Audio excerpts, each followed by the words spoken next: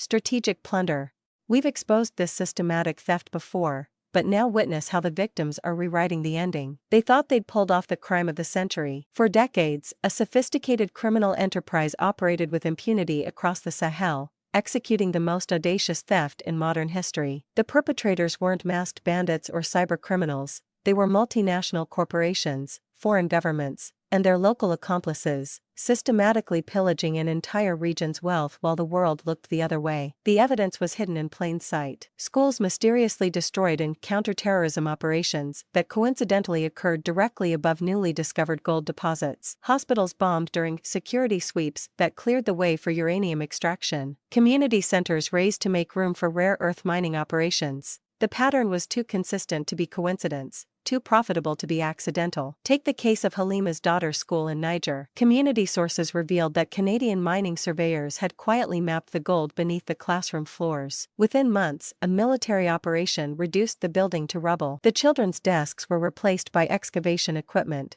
their future literally buried under corporate greed. Official reports called it collateral damage. Locals knew it as premeditated theft. The victims fight back. But here's the twist no one saw coming. The victims refused to remain victims. In Mali, Burkina Faso, and Niger, communities that had been robbed blind for generations began connecting the dots. They realized that every peacekeeping mission seemed to benefit mining companies. Every development project seemed to extract more wealth than it created. Every security operation seemed to clear land for corporate interests. The alliance of Sahel states wasn't born in diplomatic halls, it emerged from the ashes of broken promises, forged by people who had watched their children's futures sold to the highest bidder. Three nations decided to break the criminal conspiracy by writing their own survival story.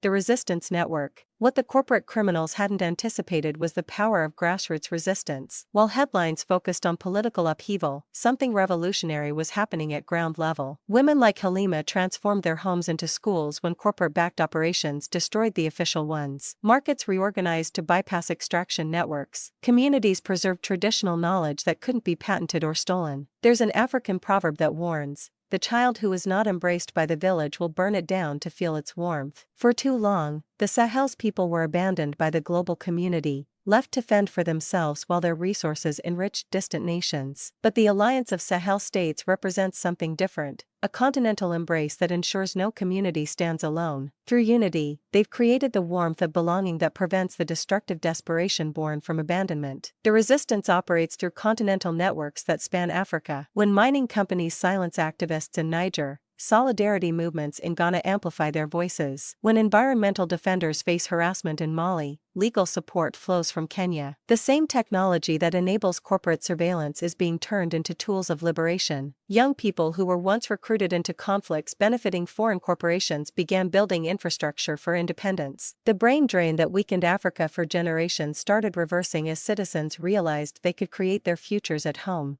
The criminal empire strikes back. The global establishment's response reveals the true scale of their criminal enterprise. When the Sahel refused to play victim anymore, diplomatic pressure intensified. Economic sanctions threatened. Military interventions loomed. The criminals were terrified because their perfect heist was being exposed. But the awakening had already begun. The Sahel's success in creating genuine security through self-reliance sends shockwaves through extraction networks worldwide. Other African regions are watching, learning, preparing to demand the same sovereignty. Justice rising. This isn't just the story of three small nations making a desperate stand. This is Africa remembering what it means to be free. The alliance of Sahel states serves as proof that the greatest criminal conspiracy in history can be dismantled by ordinary people who refuse to accept victimhood. The heist may have been sophisticated, but the resistance is revolutionary. The perpetrators thought they could steal indefinitely from a sleeping continent. But once Africa wakes up, there's no putting it back to sleep. The sound you're hearing isn't just silence breaking, it's justice finally catching up with history's most sophisticated extraction scheme. And this time, the victims aren't asking for permission to reclaim what was always theirs. Economic transformation through self-determination.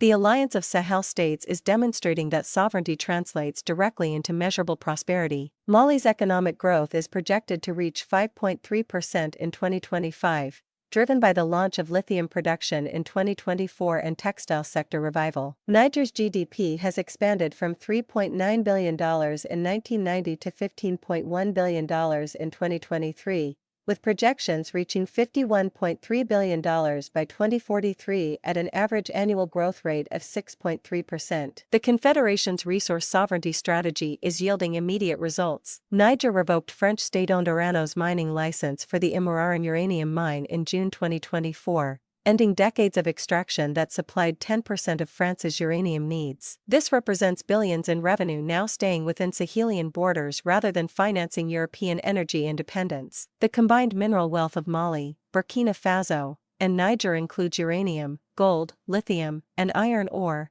the materials that power modern technology worldwide. By controlling these value chains, the alliance is positioning itself as a key player in the global green energy transition on their own terms. Homegrown solutions. The Sahel can power its own future through indigenous innovation. In Mauritania, Aziza Sidi Bouna, founder and CEO of SBGAZ, designs biodigester prototypes that supply homes with clean energy at a fraction of the cost of propane gas. In Gambia, Yankee Jassy, a young clean energy expert and engineer, creates opportunities for young girls to work in the clean energy sector. In Guinea, researcher Mark Tambo mobilized his community to build a microplant that powers an electric grid, creating energy access and generating jobs. The Alliance of Sahel States represents a breakthrough in this vision, 3 nations pooling their collective expertise, resources, and innovation capacity to accelerate energy independence. When communities like Tambo's demonstrate that local solutions can power entire regions, they prove that African ingenuity,